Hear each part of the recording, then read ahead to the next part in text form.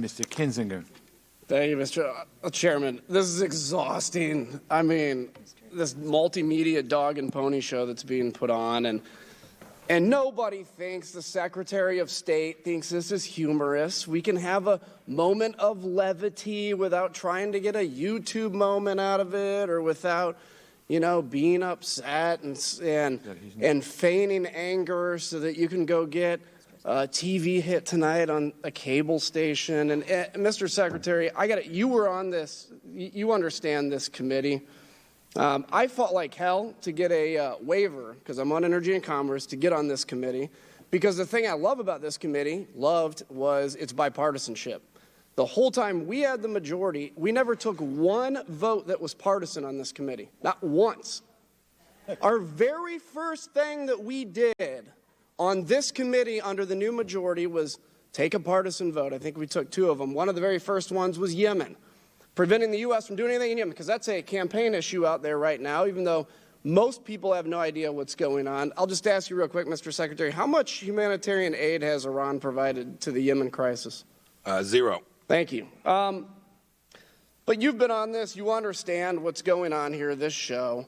The Soleimani, initially, I think a lot of folks did not even know who Soleimani was, and then all of a sudden find out he's killed, and then they're outraged about it. A point I'd like to make is we operated, and I was part of those operations, against Iranians in Iraq during the Iraq War. So by killing Soleimani in Iraq, protecting U.S. troops like we did in Task Force 17, we were operating under the same authority that we had to defend American troops against Iran that we did when we killed Soleimani in Iraq, by the way. So when all this discussion about not having the authority, then you're saying that we didn't have the authority to defend ourselves and operate against Iranian IED networks in Iraq in 07 and 08. So all that positive movement we made to defend our troops was totally illegal because Congress didn't authorize it.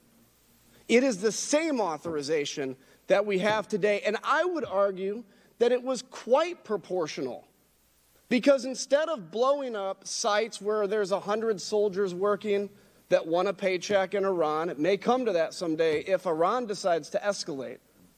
But instead of doing that, we killed the man responsible for these deaths. Mr. Secretary, let me ask you quickly, how many Americans have been killed and injured as a result of Mr. Soleimani? Hundreds.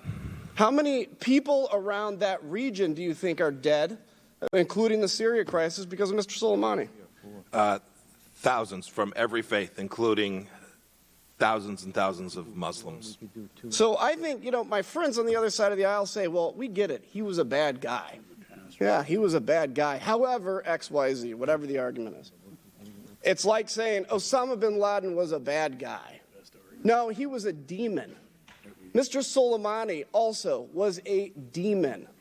This is a guy that traveled around arrogantly in the Middle East, bragging about the amount of people he killed, bragging about his ability to expand the Iranian empire and the methods that come along with that. 500,000 dead Syrians right now. By the way, Assad would not be in power if it was not for Iran.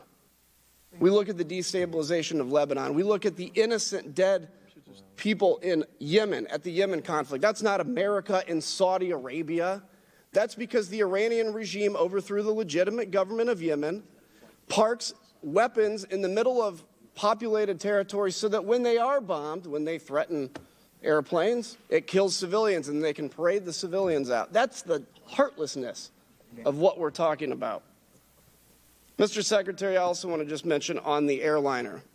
After the Iranians shot down the airliner, it was amazing to see the number of people that blamed President Trump for shooting down the airliner. None of this would happen if it wasn't for President Trump's irresponsibility, is what I was told.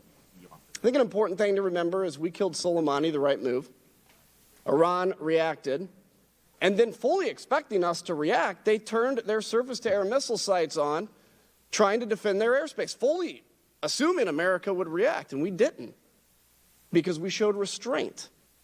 And then a trigger-happy or whatever the situation was, surface-to-air missile operator shot down the airliner. That wasn't President Trump. I would argue President Trump showed a great deal of restraint. So, Mr. Secretary, I appreciate you coming in here. I am sorry Some of my colleagues have been very respectful in their questions, legitimate questions, but I am sorry that some haven't, and I yield back.